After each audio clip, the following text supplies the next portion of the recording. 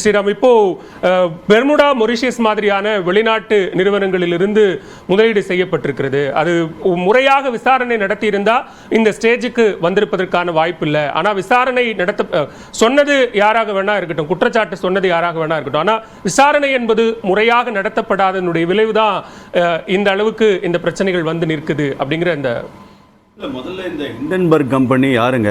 இவன் எல்லாம் நல்லா போகிற கம்பெனியை பற்றி ஏதாவது அவதூறு சொல்லி, இது ஷார்ட் செல்லர் அவதூறு சொல்லி முதலீட்டாளர்கள், சிறு முதலீட்டாளர்களுடைய வயிற்றுலையும் அடித்து பணம் சம்பாதிக்கிற ஒரு கம்பெனி. இது ஒன்றும் யோக்கியவான் கம்பெனி இல்லை. இது ஒரு என்ஜிஓ இல்லை. இது ஒரு உண்மை விரும்பி இல்லை. இந்த மாதிரி தான் உலகத்தில் இருக்கிற பல கம்பெனியில் இதை செய்யக்கூடிய இந்த ஒரு திருட்டு நிறுவனம் தான் இந்த ஹிண்டன்பர்க். ஏன்னா இதே தான் நிக்கோலஸ் மோட்டார் யூஎஸ்லேயும் அந்த கம்பெனியை பண்ணியிருக்காங்க. க்ளோவர் ஹெல்த்ன்ற ஒரு கம்பெனியை பண்ணியிருக்காங்க. ஸோ உலகெங்கும் இருக்கக்கூடிய நிறுவனங்களை மிரட்டி இந்த ஷார்ட் செல்லிங் என்ற ஒரு விஷயத்தில் பண்ணி கோடியாக சம்பாதிக்கக்கூடிய ஒரு கம்பெனி. அதை முதல்ல நம்ம புரிஞ்சுக்கலாம். இந்த கம்பெனி ஜான்வரி 23 பற்றி தான் முதல் வாட்டி அதானியை பற்றி சொன்னாங்க. கடைசியில் அது புஸ்வான மாதிரி போச்சு.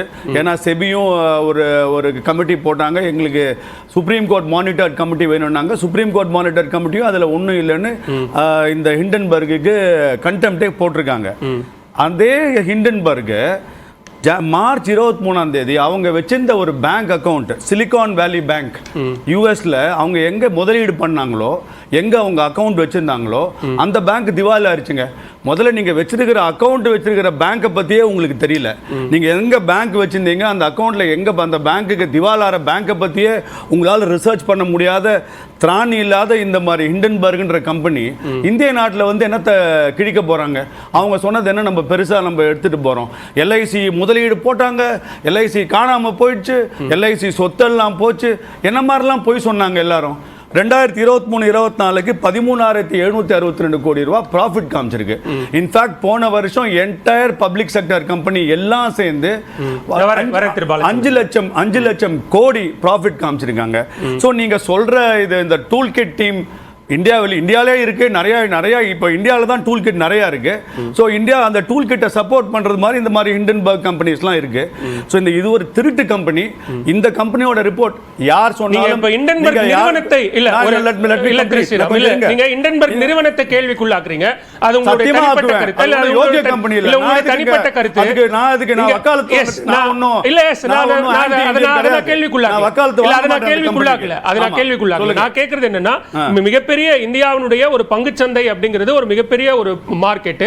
அந்த மார்க்கெட்ல இப்படியான ஒரு மோசடி அல்லது அந்த மோசடிக்கான காரணத்துக்கு இப்படியான போலி முதலீடுகள் காரணமா இருக்கு. மாதவி புட்ச் என்பவர்கள் அகோரா அட்வைசர்ஸ் அப்படிங்கிற ஒரு நிறுவனத்தினுடைய அட்வைசராக இருந்திருக்கிறார். அவர் மாத ஊதியமாக இவ்வளவு பெற்றிருக்கிறார் அப்படிங்கிற ஆதாரங்களை அவங்க வெளியிடுறாங்க. செபிங்கிறது இந்திய பங்குச்சந்தை வாரியம். அந்த வாரியத்தினுடைய தலைவர் மீது ஒரு குற்றச்சாட்டு வரும்போது அதுல ஒரு முகாந்திரம் இருக்கா, அந்த குற்றச்சாட்டை விசாரிக்கலாமா அப்படின்னு பார்க்க வேண்டிய தேவை இல்லையா? அமைச்சர்கள் மேலெல்லாம் புகார் வருது. அமைச்சர்கள் மேலெல்லாம் இங்க நீதியரசர்கள் சொல்ற போதெல்லாம் புகாராது. நமக்கு ஏன் நம்ம இந்த தமிழ்நாடு மீடியாவுக்கு தெரியலன்னு எனக்கு தெரியல. அவர்கள்லாம் அன்றி விலகி இருந்து அந்த ப்ரோபை நம்ம சந்திச்சதுக்கு அப்புறம் அமைச்சரான தார்மீக எண்ணம் வரல.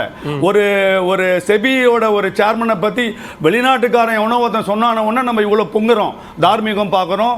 அது மாதிரி இருக்கணும். முதல் வாட்டி நீங்க சொன்ன போது ஒன்றும் இல்லையே. நீங்க முதல் சொன்ன கம்ப்ளைண்ட்ல இந்த ஹிண்டன்பர்க் இந்த திவால் திருட்டு கம்பெனி சொல்றதுல ஏதாவது ஒரு உண்மை இருந்ததா? ஒண்ணும் இல்லையே. நீங்க சொன்ன சுப்ரீம் கோர்ட் கூட மானிட்டர் பண்ணி செக் பண்ணாங்களே. இல்லாத ஒரு கம்பெனி திருப்பி ஏதாவது ஒன்னு சொல்லிட்டு இந்த மாதிரி கொளுத்தி போட்டு தான் போகும். அதுக்கு ஆதாரங்கள் இல்லைன்னு சொன்னாங்க. இப்ப ஆதாரத்தோட வெளியிடுறோம். பாப்போம். இதுவும் புஸ்வானமாகும். இதுல யாருக்கு தெரியுமா நஷ்டம்? சின்ன முதலீட்டாளர்கள் இருக்காங்க பாத்தீங்களா, அவங்களுடைய வாயில அவங்க மேல அக்கறை எடுத்துக்க வேண்டியது யாரு சார்? நம்ம தாங்க. அப்ப இங்க இருக்கிற எல்லாரும் எதிர்க்கணும். இங்க கூட இருக்கிறவங்க எல்லாம் ஹிண்டன்பர்க் ஜால்ரா போடுறவங்க தான் நீங்க இந்த கேள்வியை கேட்கணும். என்ன கேட்காதீங்க. நான் என்னுடைய முதலீட்டாளருக்கு மேல எனக்கு ஒரு இது இருக்கு, ஒரு அக்கறை இருக்கு. ஹிண்டன்பர்க் நான் தூக்கி கால்ல போட்டு மெரிச்சிட்டு போணும். சரி, ஓகே. திரு பாலச்சந்திரன், உங்க கருத்தை சுருக்கமா சொல்லிடுங்க. நான் முதற்கட்ட பார்வை. நான் ஏற்கனவே சொன்னேன், இந்த திசை திருப்பல் எப்படி நடக்குதுன்னா, முதலீட்டாளர்களுக்கு நஷ்டமாச்சுன்னு சொன்னாங்க. இப்ப பாருங்க, முதலீட்டாளர் நஷ்டமா இருக்கா? ஷேர் பிரைஸ் எல்லாம் மறுபடியும் நல்லா மேலதான போய்கிட்டு இருக்கு. குடிகிற வாதம் தான் திரும்ப கூறப்படுது. நான் என்னுடைய முதல் கட்ட இதுலயே நான் சொன்னேன், அவருடைய கம்பெனி எந்த கம்பெனியுமே நஷ்டத்துல போக முடியாத கம்பெனி. ஏர்போர்ட், சீ போர்ட்டு, சாலைகள் இதெல்லாம் நஷ்டத்துல போகாது. கொஸ்டின் அது இல்ல. சரி, அது வந்து ஒரு சப்சிடியரி கொஸ்டின். இரண்டாம் நிலை கேள்விதான் முதலீட்டாளருக்கு நஷ்டம் வருமா இல்லையாங்கிறது. முதல் கேள்வி என்னன்னா, இந்த ஆப்ஷோர் ஃபண்ட் யாரு ஓன் பண்ணாங்க, எங்க இருந்து இவ்வளவு பணம் இங்க வந்துச்சு, ஏன் அப்படி இவங்க ஏகப்பட்ட பணத்தை இன்வெஸ்ட் பண்ணாங்க, அதை பத்தி திரு ஸ்ரீராம் அவர்கள் ஒண்ணு சொல்லல. ஒண்ணு. ரெண்டாவது யாரோ ஒரு ஹிண்டன்பர்கை பத்தி திருட்டுத்தனமான ஆளுங்கன்னு சொல்லி சொல்றாங்க. அண்ணா ஒரு பதில் சொல்லிடணும். அமைச்சர்கள் மேல் புகார் வரும்போது அவர்கள் விலகி செல்லணுமா வேண்டாமான்றதையும் சொல்லணும். இப்ப இதுவும் ஒரு திசை திருப்புற முயற்சி. ஒரு விஷயத்தை பேசும்போது இதை பத்தி சொல்றேன்.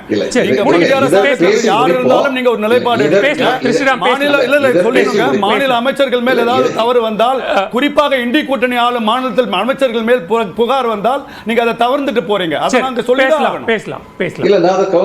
நீங்களும் வந்து கற்பனை பண்ணி சொன்னா அதை பத்தி விவாதம் வந்துச்சா, அந்த விவாதத்தில் நான் தவிர்த்து ஏன் வரணும் தான் கேக்குறேன். நீங்களே இப்போ எந்த விஷயம் பேசுறோமோ அதை விட்டுட்டு இன்னொரு விஷயத்துக்கு நீங்க போறீங்க. நான் கேட்பேன் சார், தவிர்க்கணும். நான் கேட்பேன் இத தவிர்த்தது ஏன் தவிர்த்தாங்கன்னு நிச்சயமா கேட்கணும்.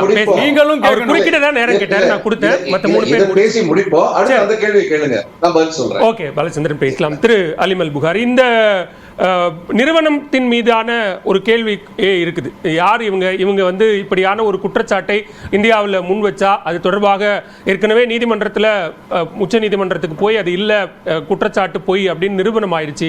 மீண்டுமாக இப்படியான ஒரு குற்றச்சாட்டை வைப்பது எந்த அளவுக்கு, ஏன் அதுக்கு பதில் சொல்லணும்? இங்கே வந்து இருக்கக்கூடிய ஒரு பொருளாதார ஸ்திரத்தன்மையை பாதிக்கக்கூடிய வகையில் அல்லது அதை குழப்பம் ஏற்படுத்தக்கூடிய வகையில் வெளிநாட்டிலிருந்து ஒரு நிறுவனம் இப்படியா செயல்படுதுங்கிற குற்றச்சாட்டை முன்வைக்கிறாங்க. சார், உள்நாட்டிலிருந்து சிஏஜி அறிக்கை வந்தது. கம்மம்பேட் எக்ஸ்பிரஸ் வேல வந்து எப்படி அதானிக்கு அனுபவமே இல்லாத ஒரு நிறுவனத்தை, ஒரு சர்டைன் இயர்ஸு டன்னல் ஃபீல்டில் எக்ஸ்பீரியன்ஸ் இருந்தால் மட்டுமே பெற முடிந்த ஒரு டெண்டரை, அந்த எக்ஸ்பீரியன்ஸே இல்லாமல் அதானி குழுமம் எப்படி பெற்றது என்று சிஏஜினுடைய அறிக்கை உள்நாட்டில் தானே வந்துச்சு.